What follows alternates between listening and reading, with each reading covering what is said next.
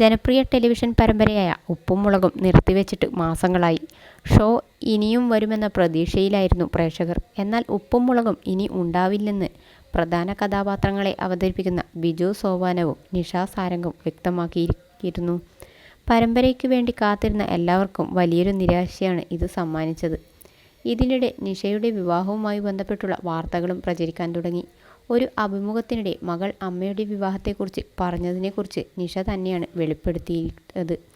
നടിയും സുഹൃത്തുമായ അനു ജോസഫിൻ്റെ യൂട്യൂബ് ചാനലിന് നൽകിയ അഭിമുഖത്തിൽ ഒരു തമാശ പോലെ പറഞ്ഞ കാര്യമാണ് അവർ വളച്ചൊടിച്ച് ഈ പരുവത്തിൽ എത്തിച്ചത്.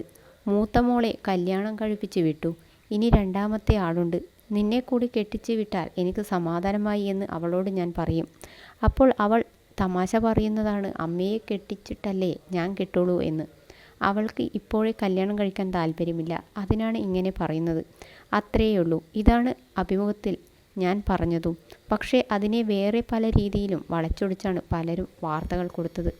ഇനി കല്യാണം കഴിക്കേണ്ട എന്നാണ് എൻ്റെ തീരുമാനം. കല്യാണം കഴിക്കേണ്ടി വരരുത് എന്നാണ് ആഗ്രഹവും. അത് ഞാൻ പറഞ്ഞിട്ടുമുണ്ട്. അപ്പോഴും ഭാവിയിൽ എന്ത് സംഭവിക്കുമെന്ന് നമുക്ക് പറയാൻ കഴിയില്ലല്ലോ. എല്ലാം സാഹചര്യങ്ങൾക്കനുസരിച്ചാണല്ലോ. അത് എൻ്റെ മാത്രം കാര്യമല്ല, എല്ലാവരുടെയും ജീവിതത്തിൽ അങ്ങനെയൊക്കെയാണ്.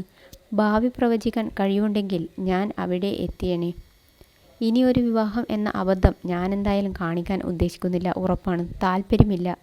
അറിഞ്ഞുകൊണ്ട് ഇനിയും ഒരു ഏടാകൂടത്തിൽ കൊണ്ട് തലവെക്കുന്നത് എന്തിനാണ്? ഒന്ന് കെട്ടിയത് അബദ്ധമായി, ഇനി വയ്യ. ഇപ്പോൾ സമാധാനമുണ്ട്, അതാണ് വലിയ കാര്യം. പണ്ടൊക്കെ കുട്ടികൾ ചെറുതായിരുന്ന കാലത്ത് പരിതാപകരമായിരുന്ന അവസ്ഥയിൽ ഞാൻ ആഗ്രഹിച്ചിട്ടുണ്ട്.